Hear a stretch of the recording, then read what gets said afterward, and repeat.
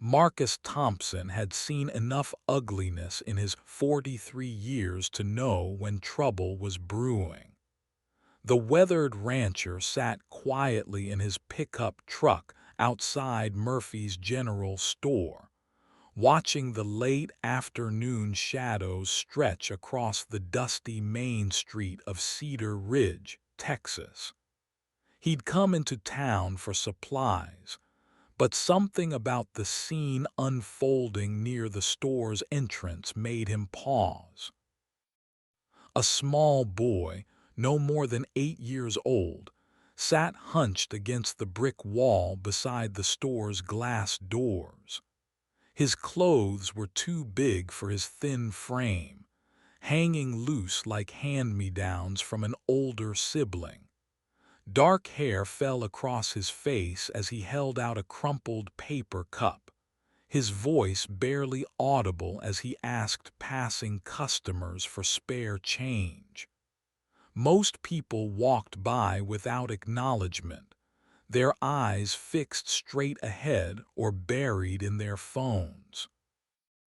Marcus recognized the boy as Tommy Rodriguez, whose mother worked double shifts at the diner on the other side of town.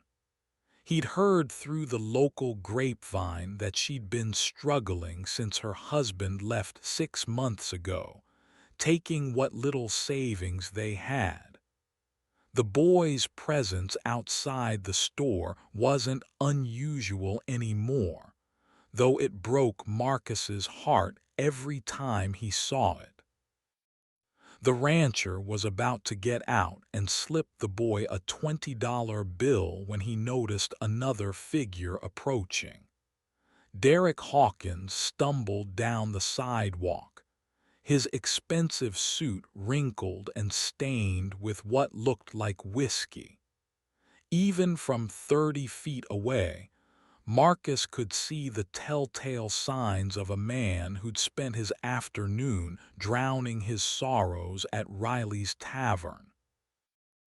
Derek was the son of the town's former mayor and had inherited both his father's real estate empire and his sense of entitlement. At 35, he'd never worked an honest day in his life, living off rental properties and his trust fund. Most folks in Cedar Ridge had learned to avoid him when he was drinking, which seemed to be happening more frequently these days.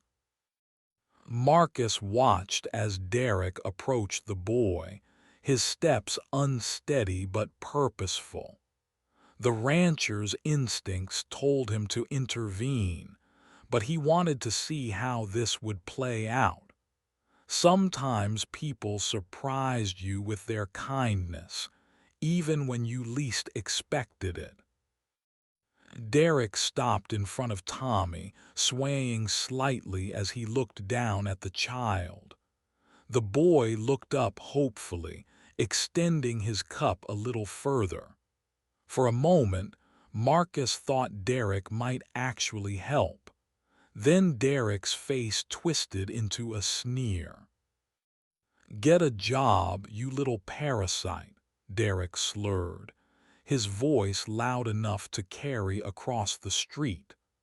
"I'm sick of seeing you here every day, begging like some kind of animal." Tommy's face flushed red, but he didn't move. His small hand trembled as he held the cup, and Marcus could see the boy's lips moving silently, probably apologizing even though he'd done nothing wrong. That's when Derek's foot came up, catching the boy square in the ribs. Marcus Thompson had seen enough ugliness in his 43 years to know when trouble was brewing. The weathered rancher sat quietly in his pickup truck outside Murphy's General Store, watching the late afternoon shadows stretch across the dusty main street of Cedar Ridge, Texas. He'd come into town for supplies, But something about the scene unfolding near the store's entrance made him pause. A small boy, no more than 8 years old, sat hunched against the brick wall beside the store's glass doors. His clothes were too big for his thin frame, hanging loose like hand-me-downs from an older sibling. Dark hair fell across his face as he held out a crumpled paper cup, his voice barely audible as he asked passing customers for spare change. Most people walked by without acknowledgement, their eyes fixed straight ahead or buried in their phones. Marcus recognized the boy as Tommy Rodriguez, whose mother worked double shifts at the diner on the other side of town. He'd heard through the local grapevine that she'd been struggling since her husband left 6 months ago, taking what little savings they had. The boy's presence outside the store wasn't unusual anymore, though it broke Marcus's heart every time he saw it. The rancher was about to get out and slip the boy a $20 bill when he noticed another figure approaching. Derek Hawkins stumbled down the sidewalk, his expensive suit wrinkled and stained with what looked like whiskey. Even from 30 feet away, Marcus could see the telltale signs of a man who'd spent his afternoon drowning his sorrows at Riley's Tavern. Derek was the son of the town's former mayor and had inherited both his father's real estate empire and his sense of entitlement. At 35, he'd never worked an honest day in his life, living off rental properties and his trust fund. Most folks in Cedar Ridge had learned to avoid him when he was drinking, which seemed to be happening more frequently these days. Marcus watched as Derek approached the boy, his steps unsteady but purposeful. The rancher's instincts told him to intervene, but he wanted to see how this would play out. Sometimes people surprised you with their kindness, even when you least expected it. Derek stopped in front of Tommy, swaying slightly as he looked down at the child. The boy looked up hopefully, extending his cup a little further. For a moment, Marcus thought Derek might actually help. Then Derek's face twisted into a sneer. "Get a job, you little parasite," Derek slurred, his voice loud enough to carry across the street. "I'm sick of seeing you here every day, begging like some kind of animal." Tommy's face flushed red, but he didn't move. His small hand trembled as he held the cup, and Marcus could see the boy's lips moving silently, probably apologizing even though he'd done nothing wrong. That's when Derek's foot came up, catching the boy square in the ribs. Tommy cried out and doubled over, his paper cup flying from his hands and scattering the few coins he'd collected across the concrete. The sound echoed off the storefront windows, and several customers inside turned to look. Derek stood over the fallen child, his face flushed with alcohol and anger. "That's what you get for being a burden on decent society," Derek spat, raising his foot as if to kick the boy again.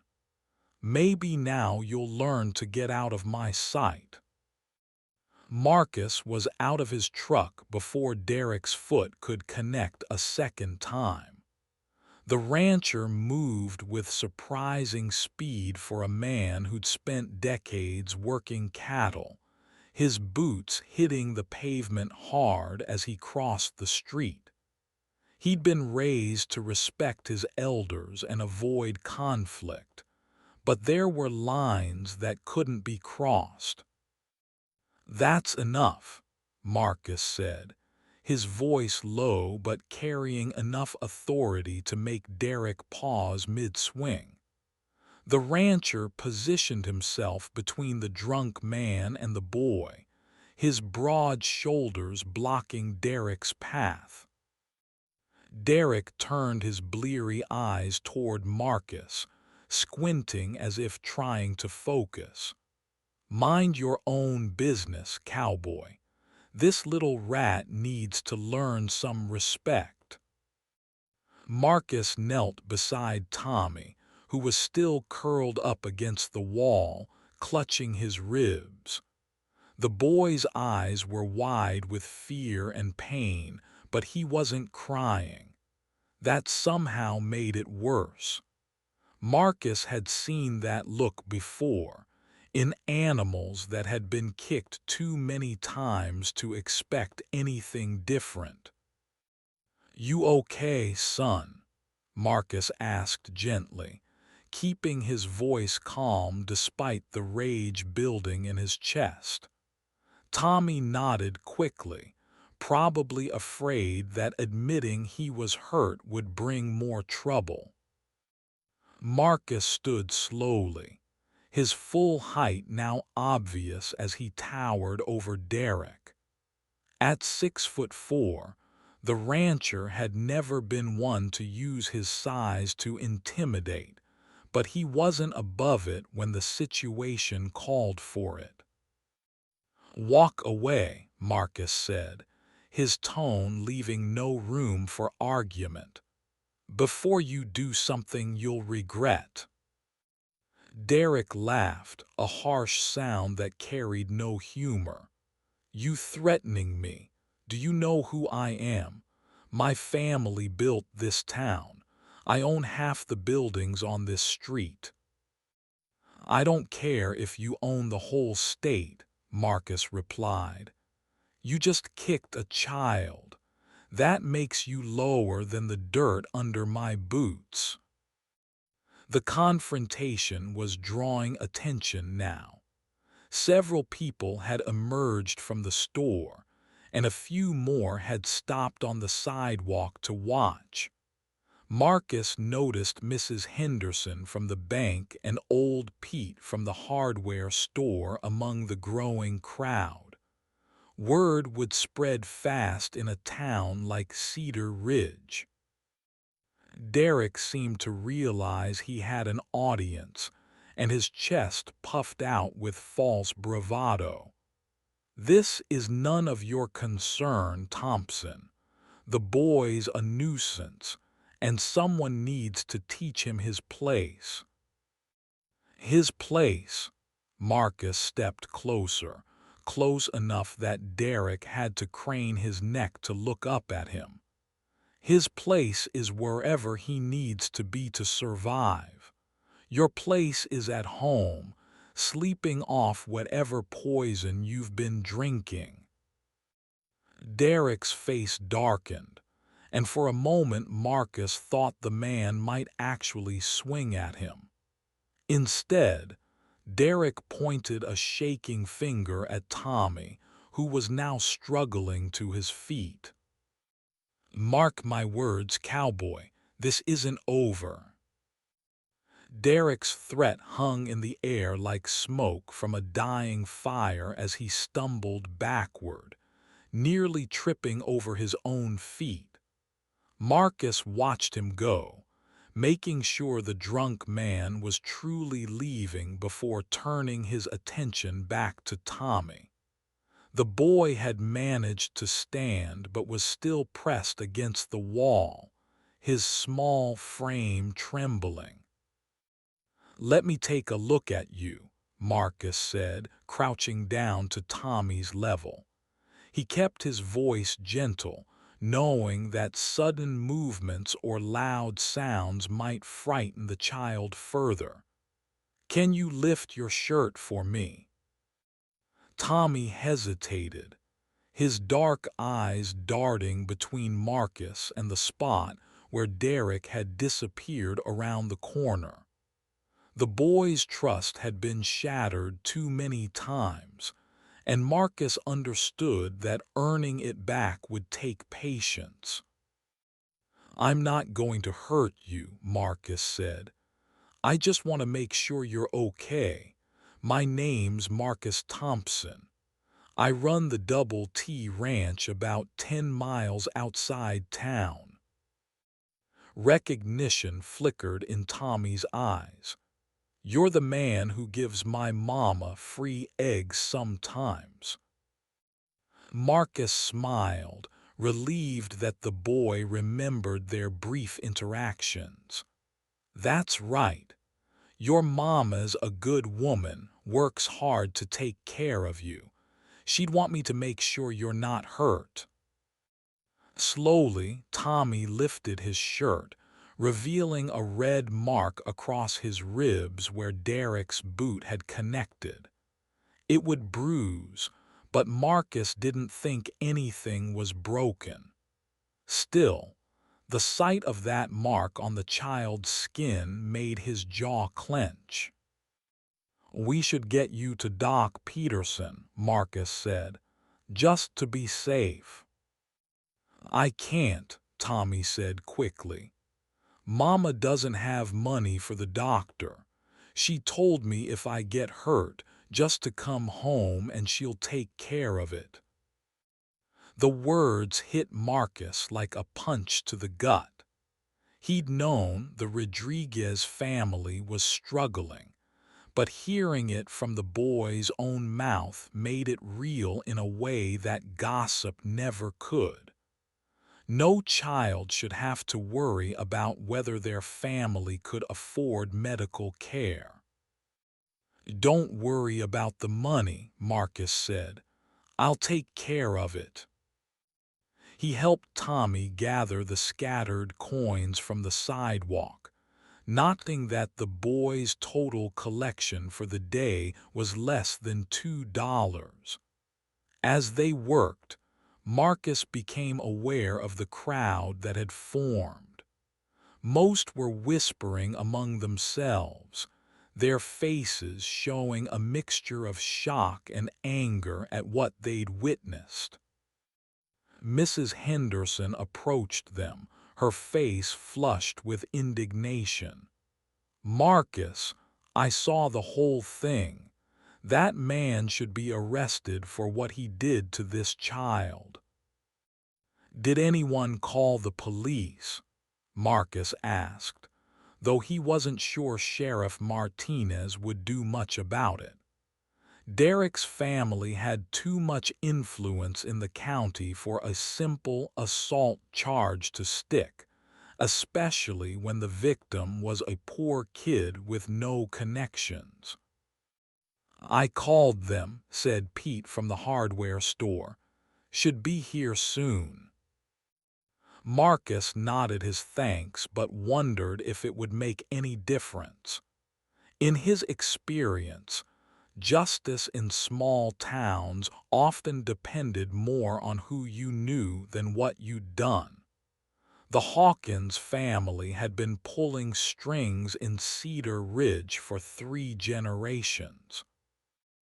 "Tommy," Marcus said, "I want you to come with me to the doctor, then I'll take you home to your mama. Can you do that?" The boy nodded, though Marcus could see the worry in his eyes. Tommy was old enough to understand that his family's poverty made them vulnerable, that people like Derek could hurt them without consequence. As they walked toward Marcus's truck, the rancher's mind was already working. He'd spent his life believing in fairness and justice, but he'd also learned that sometimes you had to create your own justice when the system failed you. Derek Hawkins had made a mistake today. He'd hurt a child in front of witnesses, and he'd threatened Marcus Thompson.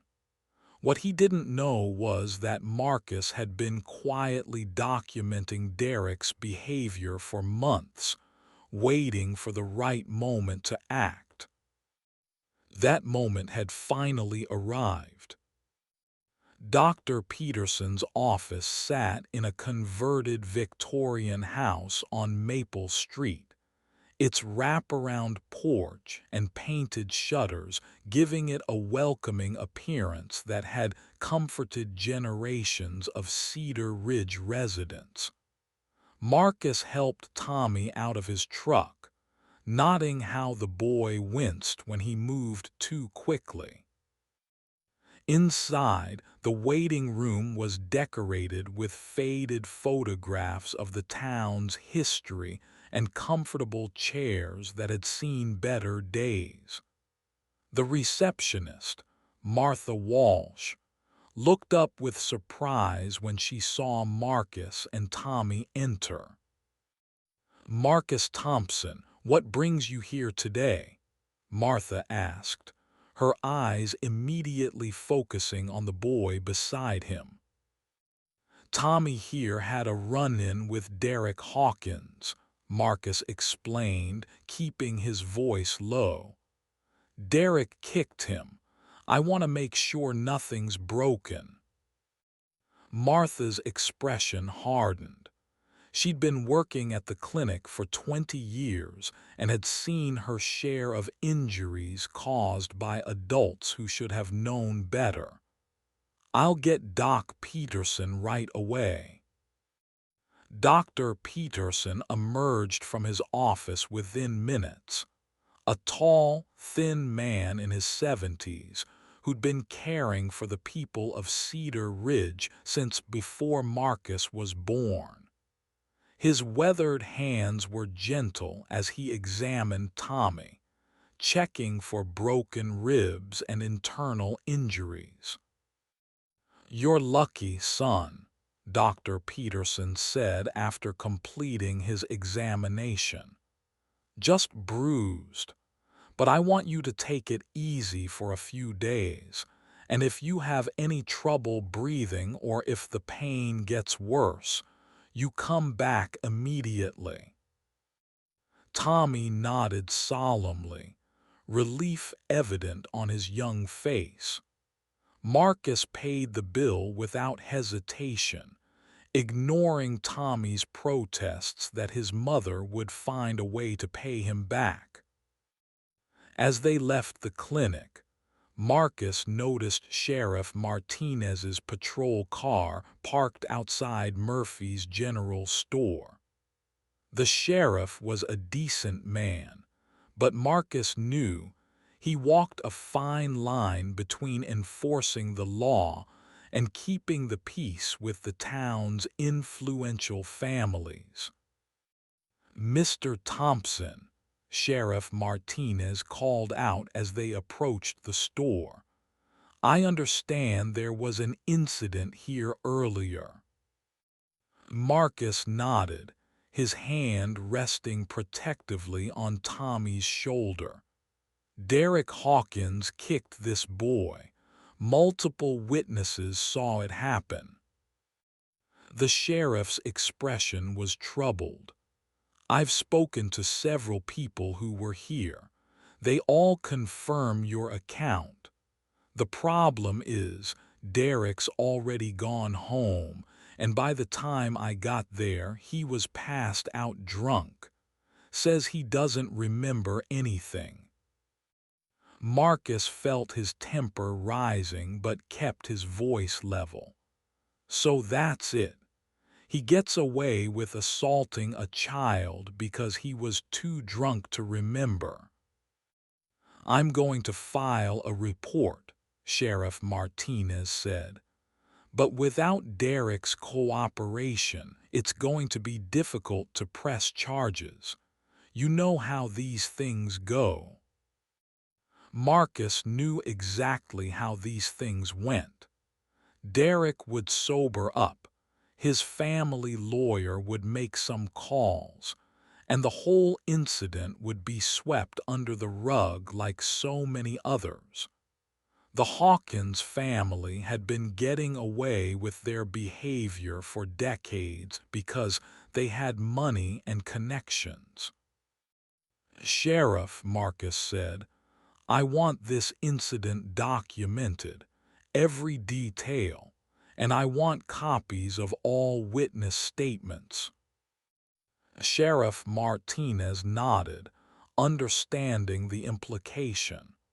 I'll make sure you get everything you need. As they drove toward Tommy's house, Marcus explained to the boy what would happen next. Your mama's going to be worried when she hears about this, but I want you to know that what Derek did was wrong, and it's not your fault. Tommy was quiet for a long moment before speaking. My mama says some people think we're not as good as them because we don't have money. The simple truth of those words hit Marcus hard. He'd grown up with modest means himself, but he'd never faced the kind of discrimination that Tommy's family dealt with daily. The boy was learning harsh lessons about inequality at an age when he should have been worried about homework and playing with friends. Your mama's right that some people think that way, Marcus said carefully. But they're wrong. A person's worth isn't measured by their bank account. Then why do they treat us different? Marcus struggled to find an answer that would make sense to an 8-year-old. How do you explain systemic inequality and inherited privilege to a child who just wants to know why he got kicked for asking for help? Some people are afraid, Marcus said finally. They're afraid that if they help people who are struggling, they might end up struggling themselves.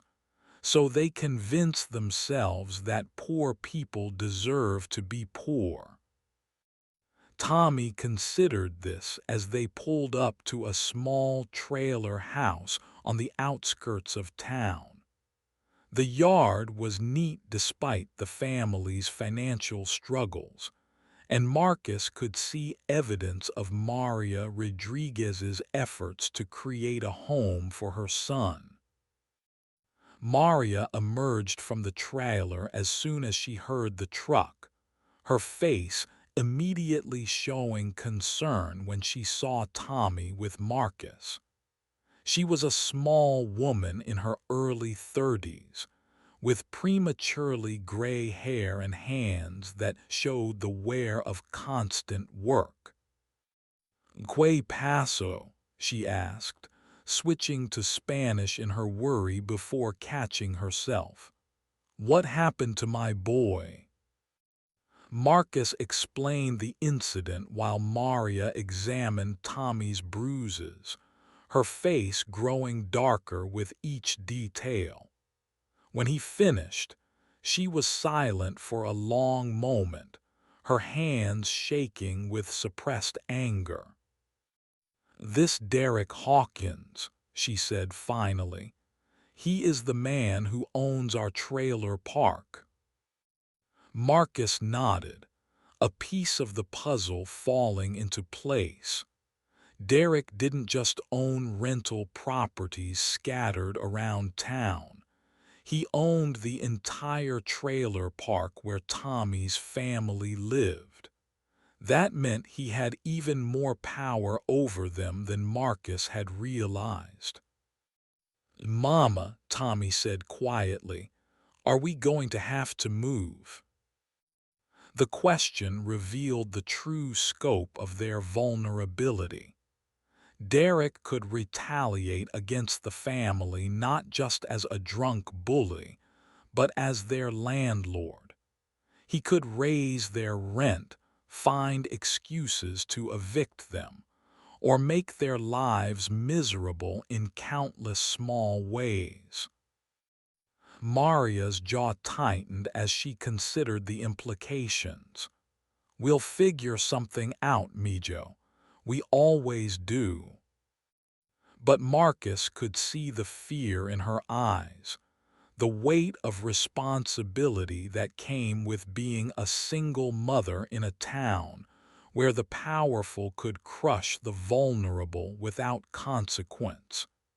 He made a decision that would change everything.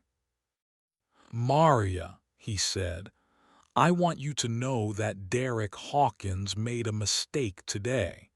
He hurt your boy in front of witnesses and he threatened me. I'm not going to let this go." Maria looked at him with a mixture of gratitude and worry. "Mr. Thompson, I appreciate what you did for Tommy today, but people like us, we can't fight people like the Hawkins family. They have too much power." "Maybe they do," Marcus said, "but power built on hurting others isn't as strong as it looks. Sometimes all it takes is the right push in the right place." As Marcus drove home to his ranch, his mind was already working on a plan.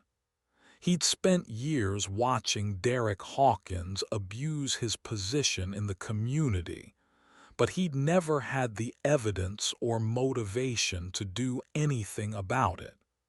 Today had changed that.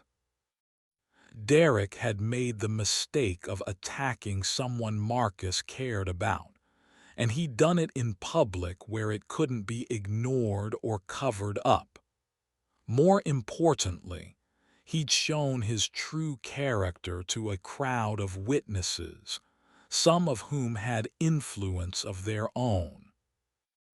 Marcus pulled into his driveway and sat in his truck for a moment, looking out over the land his grandfather had carved out of the Texas wilderness. The Double T Ranch wasn't the biggest spread in the county, but it was profitable and respected. Marcus had built a reputation for honesty and fair dealing that gave him credibility in the community. That reputation was about to become a weapon.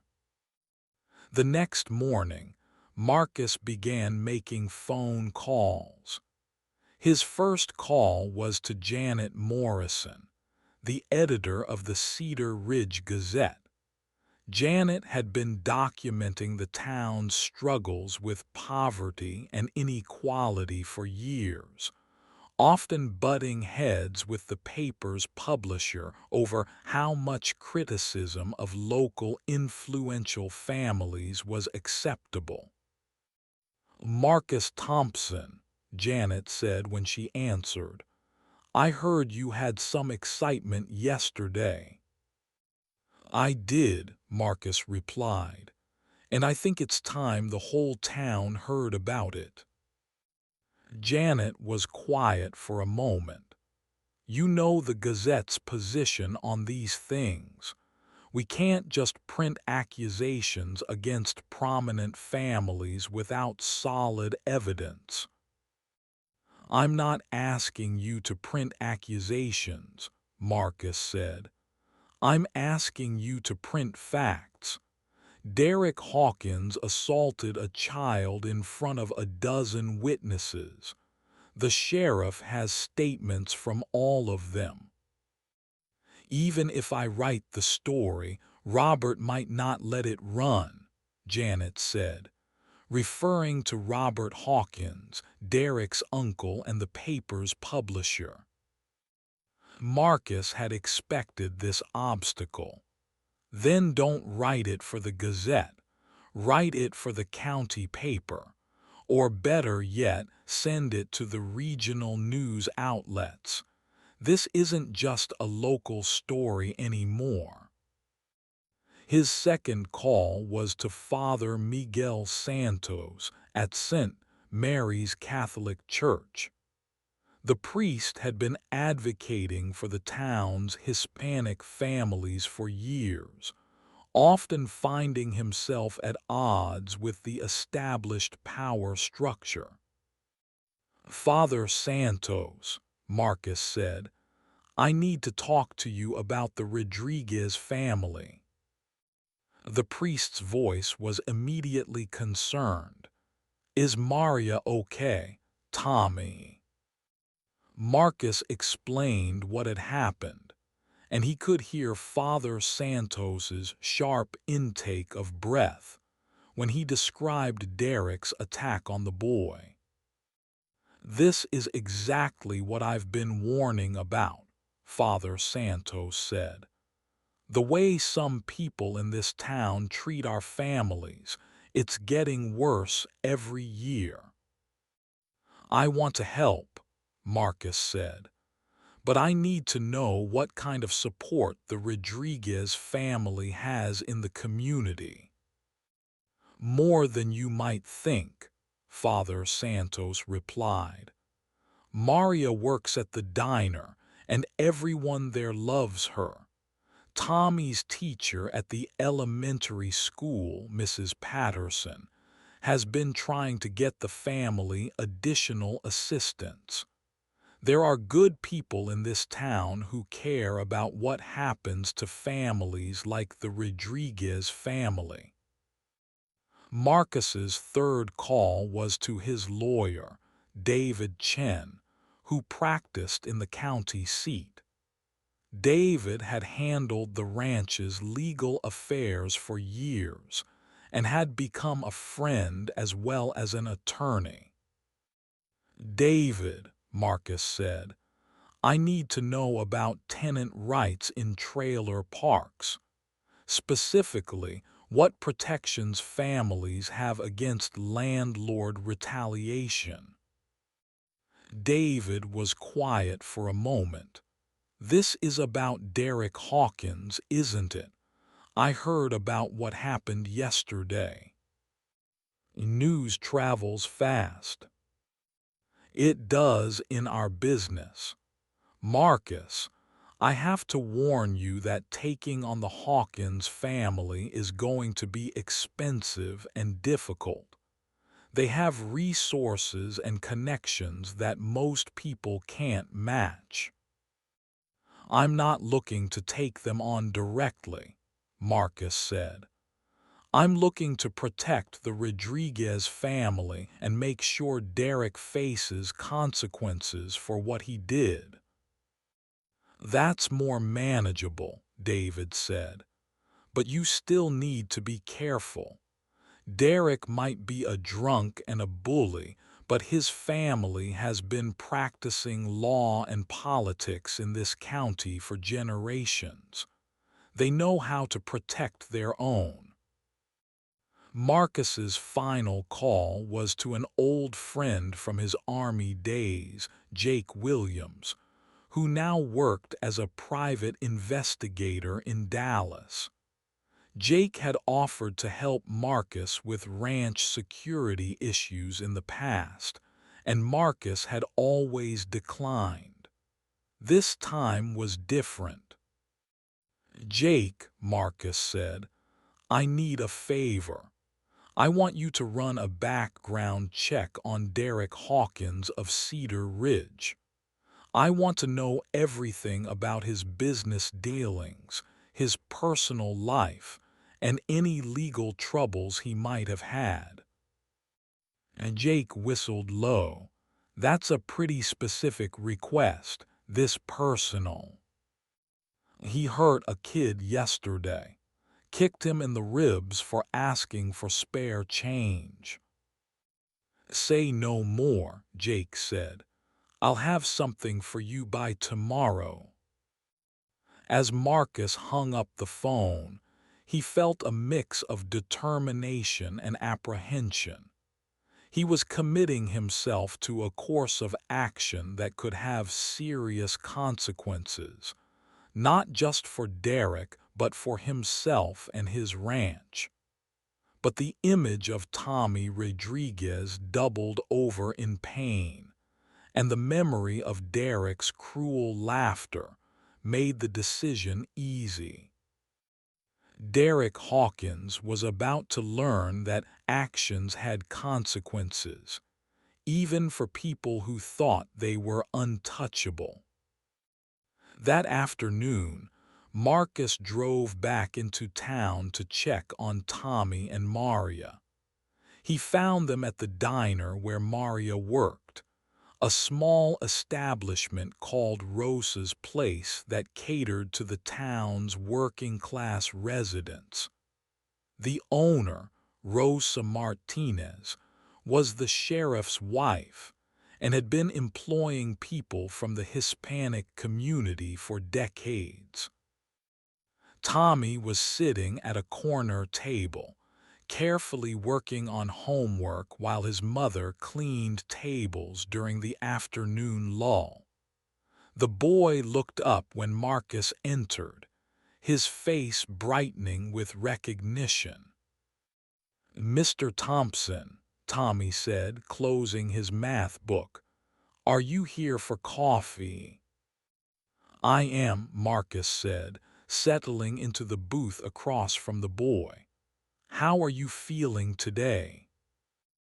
Tommy lifted his shirt slightly, showing the purple bruise that had bloomed across his ribs. "It hurts, but not as much as yesterday." Maria appeared at their table, coffee pot in hand. "Mr. Thompson, thank you again for what you did yesterday. Tommy told me about the doctor visit." "It was nothing," Marcus said. "How are you both holding up?" Maria's expression darkened. "Derek Hawkins came by this morning. He said he wanted to apologize for what happened, but his apology sounded more like a threat." Marcus felt his jaw tighten. "What did he say?" "He said he was sorry if Tommy got hurt, but that maybe it would teach him not to beg in front of respectable businesses. Then he mentioned that our rent is due next week, and that he's been thinking about raising rents in the trailer park."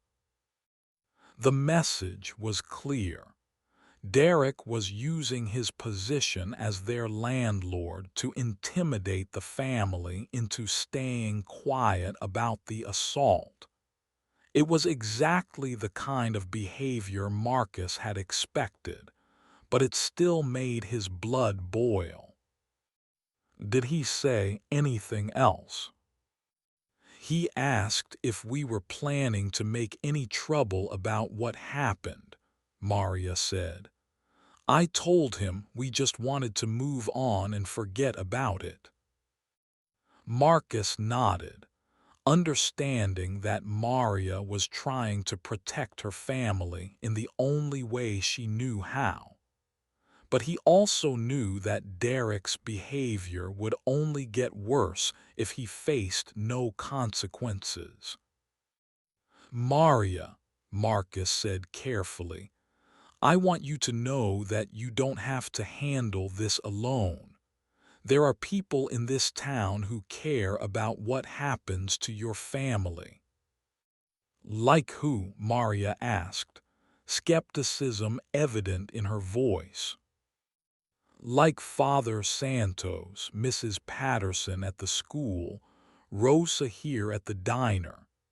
Even Sheriff Martinez wants to help, even if his hands are tied by politics." Maria glanced around the diner, making sure no one was listening. "Mr. Thompson, I appreciate what you're trying to do, but you don't understand what it's like to be us in this town. We can't afford to make enemies with people like Derek Hawkins." "I understand more than you think," Marcus said. "And I'm not asking you to make enemies. I'm asking you to let your friends help you." Tommy looked up from his homework, his young face serious. "Mr. Thompson, what's going to happen to us?" The question hung in the air, heavy with implications. Marcus knew that whatever happened next would affect not just the Rodriguez family, but the entire community. Derek's behavior was a symptom of a larger problem in Cedar Ridge, one that had been festering for years. "I don't know exactly what's going to happen," Marcus said honestly. "But I promise you this. Derek Hawkins is not going to get away with hurting you, and your family is not going to face his retaliation alone." As Marcus left the diner, he noticed several other customers who had overheard their conversation. Word about Derek's intimidation tactics would spread quickly through the town's working-class community, and Marcus suspected that many families had similar stories of abuse and threats. That evening, Marcus received a call from Jake Williams in Dallas. His friend had worked quickly, and what he'd found was more than Marcus had hoped for. "Your boy Derek has been busy," Jake said. "3 DUI arrests in the last 5 years, all dismissed or reduced to lesser charges. 2 restraining orders filed against him by former girlfriends, both dropped after the women received settlement money. And here's the interesting part. He's been skimming money from his rental properties." Marcus felt his pulse quicken. "What kind of skimming?" "He's been collecting security deposits from tenants, but not depositing them in a separate account like state law requires. He's been using the money for personal expenses and gambling debts. I've got bank records that show a pattern going back 3 years." "Is that enough to get him in legal trouble?" "Absolutely," Jake said. "What he's doing is a felony under Texas property law. The state attorney general's office loves cases like this because they're easy to prove and get good publicity." Marcus felt a surge of satisfaction. Derek's arrogance and carelessness had finally caught up with him, but this was just the beginning. "Jake, I need you to do one more thing for me," Marcus said. "I want you to find out which families in Cedar Ridge have been affected by Derek's illegal practices. I want to know how many people he's stolen from." "That's going to take some time," Jake said. "But from what I've seen so far, it's going to be a lot of people." As Marcus hung up the phone, he realized that Derek's assault on Tommy had opened a door that had been closed for too long. The Hawkins family had been abusing their power in Cedar Ridge for generations, but they'd made the mistake of thinking they were untouchable. Marcus Thompson was about to prove them wrong. The next morning brought unexpected developments. Marcus was feeding his cattle when his phone rang, displaying an unfamiliar number from the county seat. "Mr. Thompson, this is Assistant District Attorney Rebecca Martinez. I understand you witnessed an assault in Cedar Ridge yesterday." Marcus was surprised to hear from the prosecutor's office so quickly. "Yes, I did. Derek Hawkins kicked a young boy named Tommy Rodriguez. I've reviewed the police report and witness statements, Rebecca said. I'd like to meet with you and discuss pressing charges. Are you available this afternoon? Marcus agreed to the meeting, wondering what had prompted the prosecutor's sudden interest. In his experience, assault cases involving prominent families usually disappeared into legal limbo, not fast-tracked to the district attorney's office. His question was answered when he arrived at the courthouse and saw Father Santos and Mrs. Patterson from the elementary school sitting in the waiting area. Rebecca Martinez emerged from her office with a thick file in her hands. "Mr. Thompson," she said, "thank you for coming. I've been meeting with several community members about Derek Hawkins, and your case appears to be part of a larger pattern." Inside her office, Rebecca spread out documents and photographs on her desk.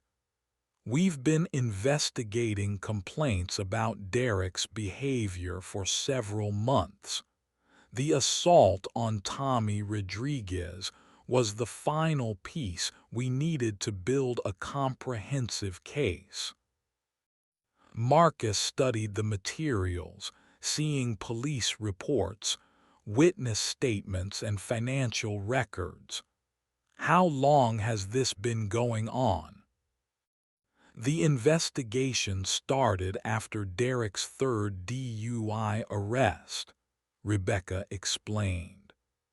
"Judge Morrison was concerned about the pattern of dismissed charges and asked us to take a closer look at the Hawkins family's influence in local law enforcement."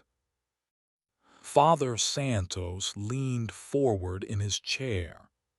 "Mrs. Martinez, many families in my parish have been afraid to come forward about Derek's behavior. They're worried about retaliation." "I understand their concerns," Rebecca said, "but we now have evidence of criminal activity that goes beyond simple assault. Derek has been systematically defrauding his tenants, and we believe he's been using his family's influence to avoid prosecution for other crimes." Mrs. Patterson spoke up. "What about the Rodriguez family? Are they going to be safe?" Rebecca nodded. "We're prepared to offer them protective measures if Derek attempts any retaliation. But more importantly, we're going to make sure Derek faces consequences for his actions."